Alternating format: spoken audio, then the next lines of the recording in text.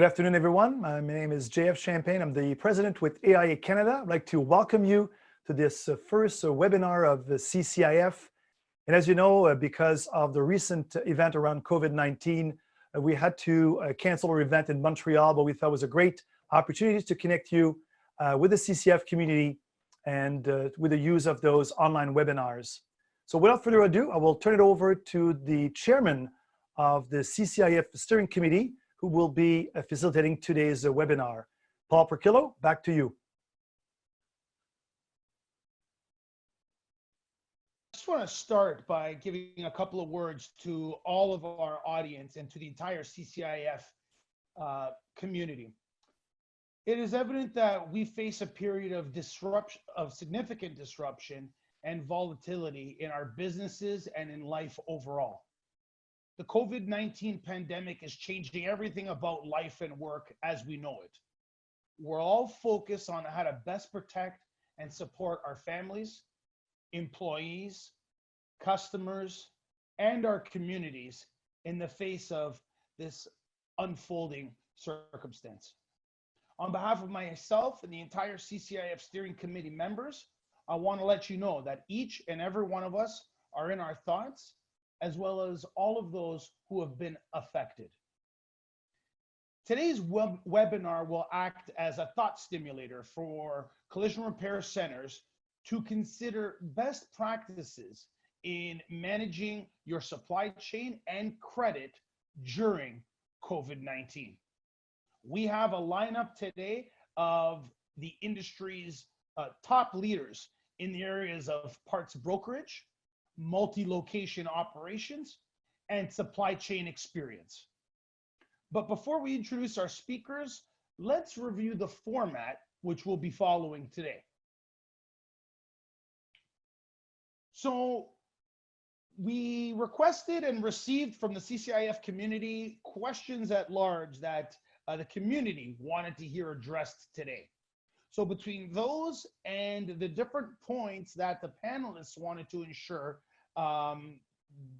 information was shared, we developed a bucket system, or the big 5 areas that we'll be discussing. So they are as follows in presentation. And the questions we hope to answer are: why are there so many changes to my credit accounts during COVID? How do I respond to these changes as a collision repair center? Then we're going to look at managing changes from a supplier perspective, as well as what are my alternatives in managing change? And finally, what's next? What are we going to be looking at in a post-COVID economy? At this point, though, I want to take the opportunity to thank our over 73 sponsors who continue to support CCIF during these difficult times, and whom without none of these meetings, in person or virtual, would be possible. These organizations are leaders, not just by their market size, but by their commitment to ensuring sustainability and advancement in the collision repair sector, in managing profitability, talent management development, and the adaptation to vehicle technology. So by starting, I'd like to acknowledge this year's 2020 Diamond sponsor, Akzo Nobel.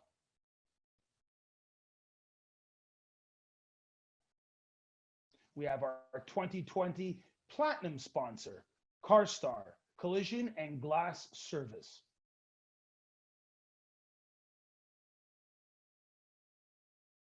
And we'll acknowledge our 2020 Gold sponsors, 3M, ALLDATA, APT, Exalta, BASF, Copart, Craftsman Collision, Dominion SureSeal, CSN Collision Centers.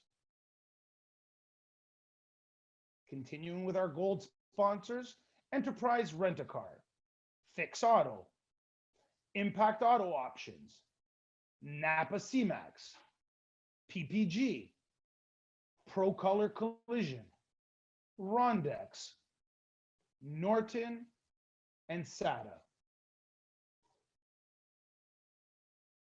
In addition to, we have Sherwin-Williams, Simplicity Car Care, Auditex, Spinazy, Speedy Collision, Cymac, and Uniselect Finish Master brands.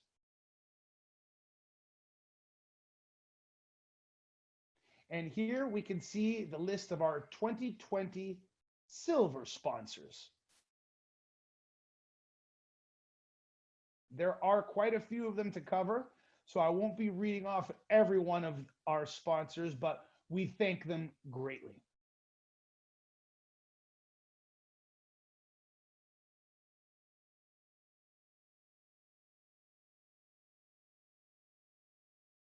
And now we move to our 2020 bronze sponsors.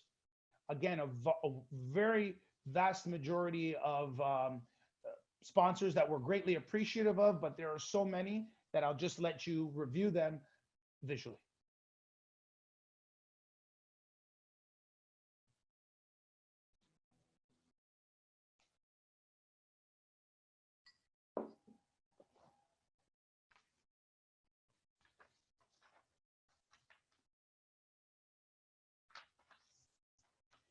Excellent.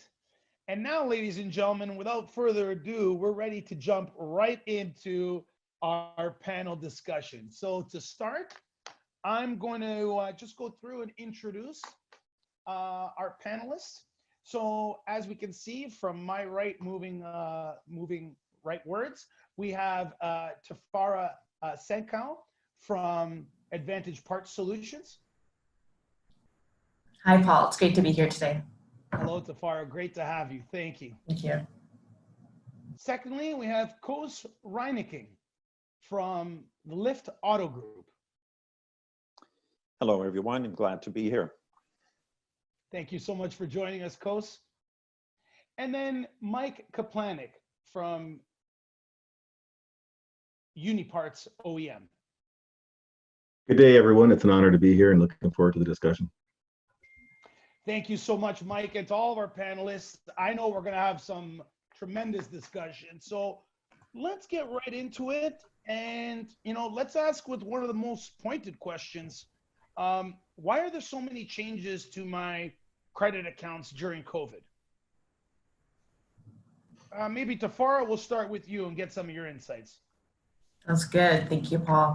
Well, that is a really great question. I mean, we are living in unprecedented times right now. I mean, who could have even imagined that this is where we would be and what we'd be facing in 2020? But, with everything going on, I would say that companies are definitely reviewing every part of their business, and that includes suppliers and OE parts suppliers and their wholesale parts business. And unfortunately, this has resulted in many suppliers going to COD with their shop customers.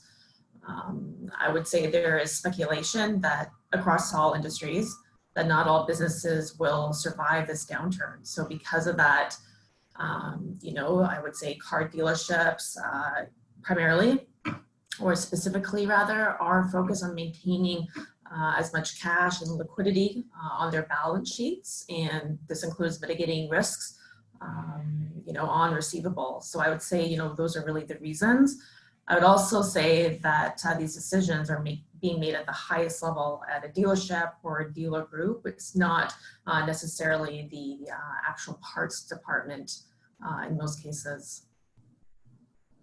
Thank you very much. So maybe a good point to take is that your parts manager is just the messenger. Let's not beat up the messenger on that one, but right. Thank you very much, Tafara. Appreciate that. Let's move next to Mike. And Mike, let's get some of your thoughts on that question. So, why are changes to credits happening so rapidly through COVID? Paul, I have to agree with Tafara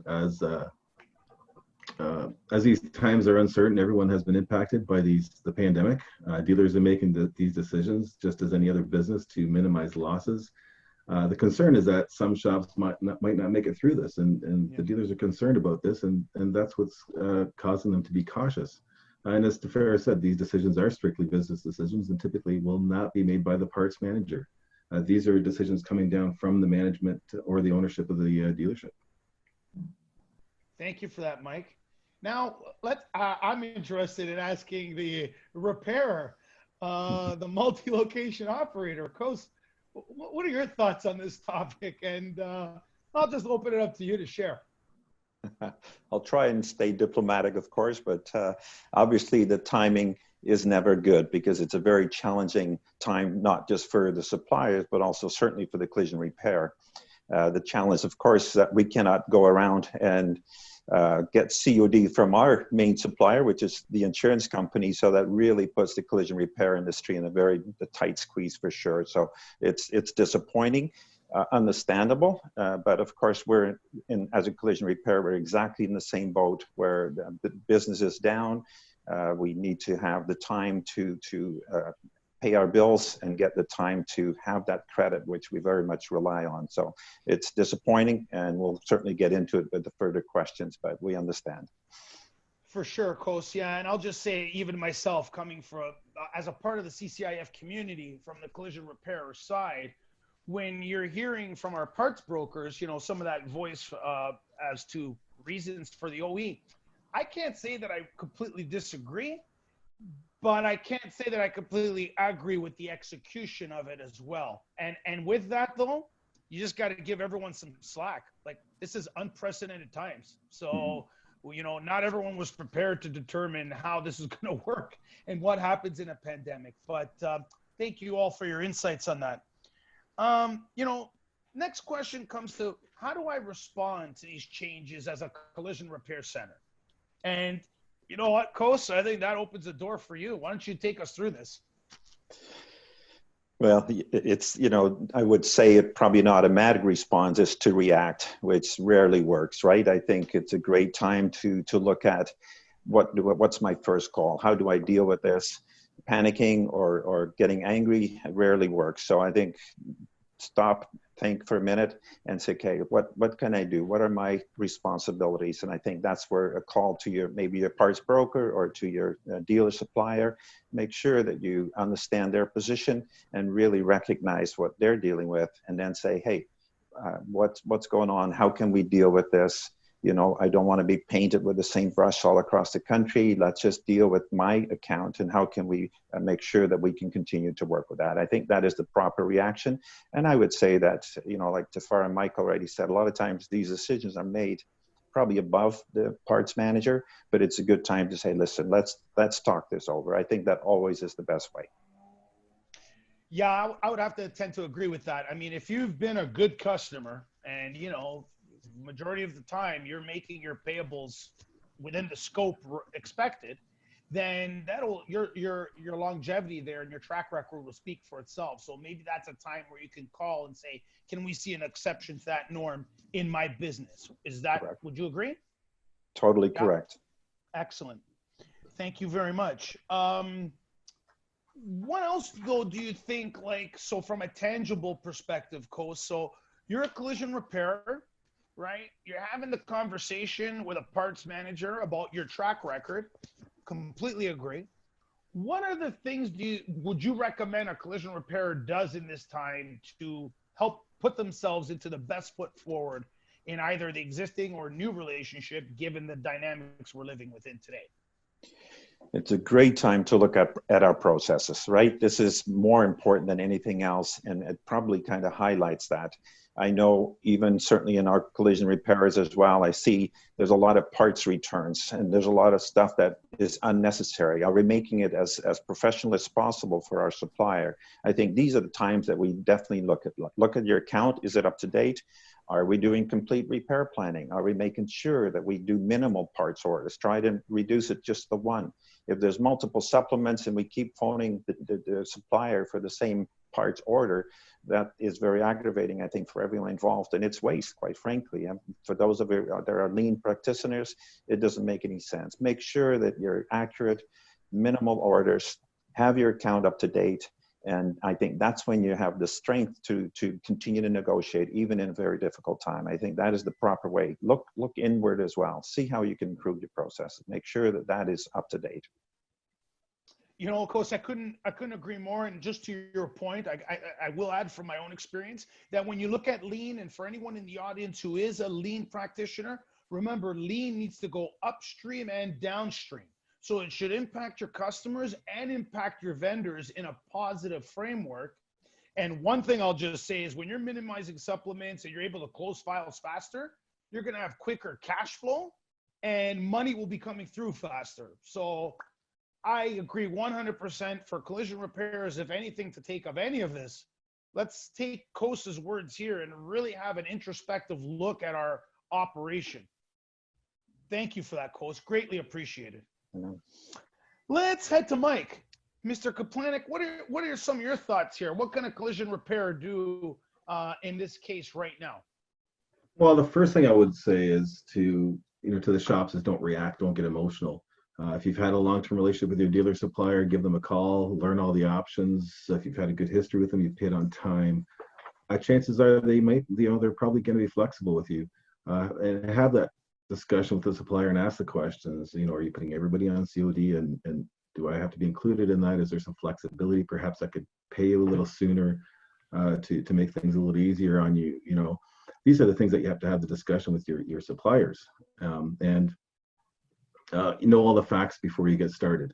Don't hesitate to share your expectations with the supplier so they know kind of what you're expecting. And if you're talking to a new supplier, they may be hesitant and they need to know more about you.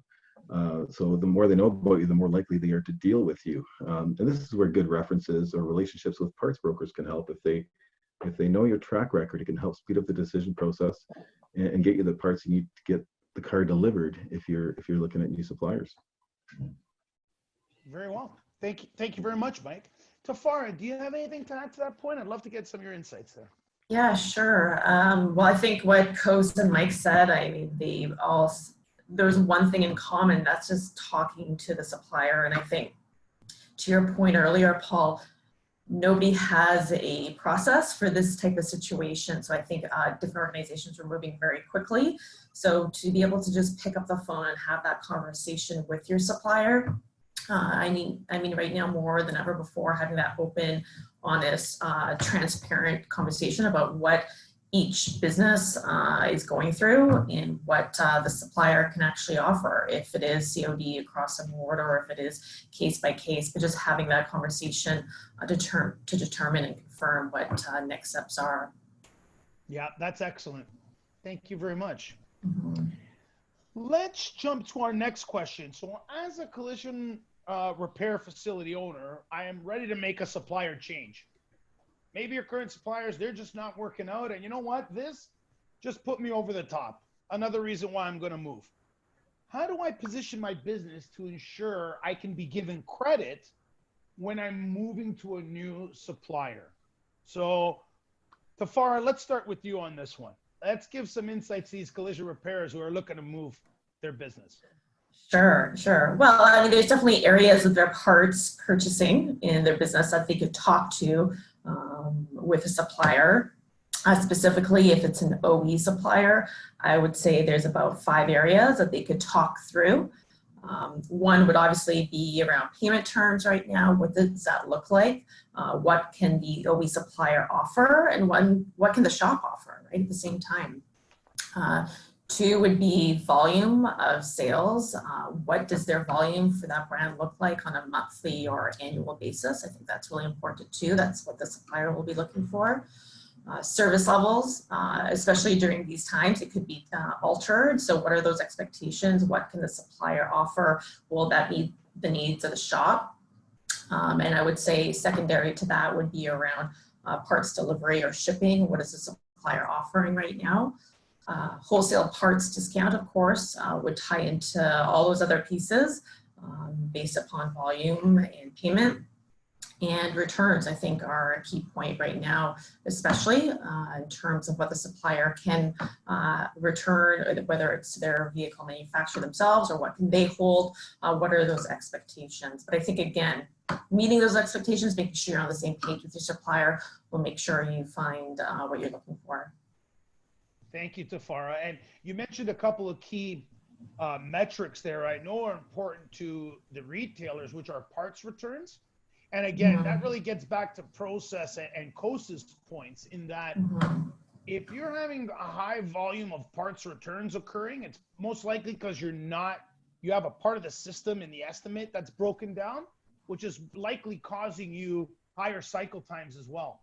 So looking at that can help not only your OE retailer relationship, but your insurance partner or your fleet relationships as well. So thank you so much for that. Yeah. Mike, what are your thoughts? Well, you know what, Tefera had a lot of great points there. And the main thing is to know all the facts when you get started, when you're, talking to a new supplier, and don't hesitate to share your expectations. They need to know what you're expecting. And in return, you have to understand what their expectations are. And that will help build a stronger relationship and let you move forward. All right, excellent. Thank you. So moving to managing change from a supplier's perspective, because, it's not any easier for the suppliers. No one woke up and suggested, I just can't wait to have everybody on COD today. This is just what I was waiting for. So in this very turbulent time, suppliers, and as we've discussed, most prevalently, the OE retail space, have placed their customers COD. Obviously, this has left collision repair customers unhappy. How can we suggest a supplier should manage client relations following this change in policy? And maybe with this one, we can start off with Mike. Yeah, I mean, these changes, they affect everybody, collision shops and suppliers. And like we talked about before, these decisions will not be made by the parts manager or the sales rep, or they will come from the upper management. So if you are that supplier, the parts manager or sales rep, and you've been told to put everybody on COD, the most important thing is know the facts. Know the facts before you have that discussion with your customer. You need to understand, do I need to put everybody on COD? Is there any leverage there? What kind of flexibilities do I have?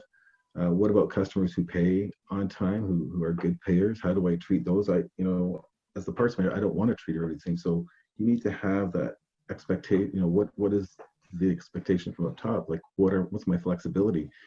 And what are what are the terms that we're able to accept? And maybe we can tighten up some of these terms instead of going to a hard COD. Maybe we can ask the customers to pay, go from 60 to 30 days or something like that. These are things that you need to know as a supplier before you can have that conversation, so you have those answers for your customer. The goal is to find a happy medium and communicate with the customer and let them know what you can do for them. The most important thing is communicate. When you have any policy changes, communicate with your customers so they understand these changes, and you can try to work with them.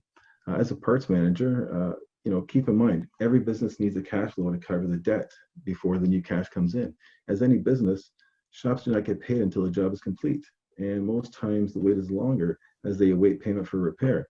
But they need the parts to fix the car. So if the shop doesn't have the cash flow to pay for the parts, because every supplier put them on COD, it starts this vicious circle. Shops don't get paid until they finish the car, but they can't finish the car because they have no parts, and they have no parts because the cash flow is tied up. And then it hurts the business. It hurts the customer. It hurts your customer's business. So we have to work with our customers and help them survive. Otherwise, it's a great way to kill your customer base. That was amazing insight, Mike. Thank you very much. I think you just got the heart of everything there. Tefera, I'd love to know, though, what you could add to that, because I think you have some thoughts there as well. Thank you. I mean, Mike definitely covered it. I would say a couple things. I think from the supplier's perspective, just recognizing that the shop is probably having this conversation with many of their suppliers, right? So we want to eliminate as much stress for everybody as much as possible. And again, it just comes back to having that conversation. I think from a supplier perspective, as soon as they know how their business is going to be operating during this time and what changes are occurring, to communicate that with their shops and to identify, hey, is this really applying to everybody, or is it case by case, just to make sure that your customers are feeling comfortable and even confident in what to expect, and just knowing and that you're there for them at the same time. So recognizing that you need to understand each person's business right now. Everybody's operating at different capacity. Some shops are closed right now, some are not. So what does that actually look like on the parts side? What what does that parts department operate? What are they offering right now? So I think all of that comes together. And again, it just comes back to communicating that as quickly as you can out to your shop customers. Very great insights. Thank you both, Tafara and Mike. Carlos, any closing thoughts on that one from the repairer side to the supplier? Yeah, just don't compare me to the lowest common denominator, right? Just deal with the individual. I think let's not make it that everybody is now in trouble. Again, we're all in the same boat. We're different ends of the game. You know, the same as like work with the insurance company. Like I said, we cannot just turn around and create COD for insurance companies. It's not going to happen. Would be great, but it's not going to happen. So let's make sure that we deal with it appropriately and deal with individuals, not just with the broad stroke. Very well said, Coast. Thank you so much. As we round up the quarter mile here, we're going to talk now about what's next. Like, is this a COD life we're going to be living now? Or how are we going to be doing this? So let's talk about what does post-COVID look like? And let's start off with Tafara on this one, please. Sure. Well, I think that's $1 million question, Paul. What does post-COVID look like? And I don't think anybody has that answer. Definitely there's going to be changes. I think even from businesses, we mentioned it earlier that not all businesses will necessarily survive this downturn. So we hope that everybody is going to be doing well moving forward as we work through this and move forward. What that new normal looks like is hard to gauge right now. I think we're working through it and time will tell. I would say what we can do now is really work closely with our business partners. We can control the relationship we have with them. So keeping in touch, communicating with them so that as we navigate through all this and come out on the other side, we're just staying close and keeping those relationships with the people that are more, most important to us. That's what we can do right now anyways. Thank you, Tafara. Mike, what are your thoughts there? I mean, I definitely believe this pandemic will change a lot of things in how we do business. No one knows really, we don't really know or understand what those changes are going to be right now or how it's going to affect everyone. But what I would like to say is we all need to stay connected. We all need to go back to communicate, going back to that keyword, communicate with our customers, communicate with our suppliers, understand what each other's needs. And I think what will come out of this is a better understanding of each other. And in return, we'll all have stronger relations with our customers, with our suppliers, and it'll be a better workplace for everyone. That was very well put. I mean, this is probably that unifying moment where although we seem like we're in how can I say, different trajectory, being supplier and collision repair, this is probably that unifying moment where we can actually come together and understand one another's needs and business requirements deeper. So thank you so much for that. And Coast, to yourself, as the multi-location operator, what insights could you share with us on what's next? Yeah, that's a tough question. You know what's kind of neat? First of all, I think we need to be grateful that we are an essential service. We are still able to work, which is already unique. Our people, we may, obviously we're not the frontline workers, but we're still facing the customers. And I think that's pretty exciting. And what I have seen too is the creativity that comes not just from our shop, but across the country of people, of things that people do, picking up customers, sanitizing vehicles. I think the crisis has created a lot of creativity and opportunities. And to me, that's exciting. That gives hope for our industry. That gives hope that we can get through a crisis. It's going to be tough. We're not through it yet. We obviously know that. But I've been really pleased with what I've seen as far as what is possible. Photo estimating, picking up and delivering vehicles. There's so much we can do to make sure that it makes it as easy for our customers as possible. What a great opportunity to do that. And that has to stay. Tremendous, Coast. Thank you so much for that. And that brings us into closing. So just before we pass it back to JF, I just want to say again, thank you so much to Tafara, Coast, Mike, for putting yourselves out there and in front of us in the CCIF community and sharing your insights on how to best manage. I do want to just share 4 very quick points, takeaways from here. And what I saw through the panelists was there are 4 key opportunities here. Number 1, to our collision repairers, this is a time to work on process improvement. The leaner you are, the true definition of lean is when value is driven upstream and downstream. So this is your ability to refocus, revisit what you're doing. Second point, know your facts when dealing with dealerships and in all relationships. Know their expectations, have your expectations set, and begin with a very clear discussion as to how you'd like to see business happen and build up the relationship from there. Third, I'd like to say that before you can have beauty in creation, there must be some level of either what we'll call destruction or chaos.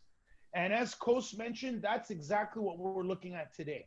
We're in this panel of, or this point of chaos and disruption, but there can be tremendous beauty and value for the entire industry that comes of this if we just have the right focus and the right mindset. And lastly, on mindset and focus, remember to always have gratitude. Remember that number 1, your health is more than anything else. And number 2, we're here to work together and we should be blessed because we still have those opportunities. So from there, from the CCIF Steering Committee, we thank you all for your support, for your audience today, and we look forward to catching up with you on the next webinar on how to build a business continuity plan. Without further, I'll pass it back to JF. Well, Bye, everyone. Bye, Paul, thank you very much for spending time. Yeah, thank you for Tifara. Thank you to Paul, Kos, and Mike for a great information session. I'd like to thank of you for joining the webinar today. And again, as you said, Paul, looking forward to have you join for our next webinar series with the CCIF. Have a great day.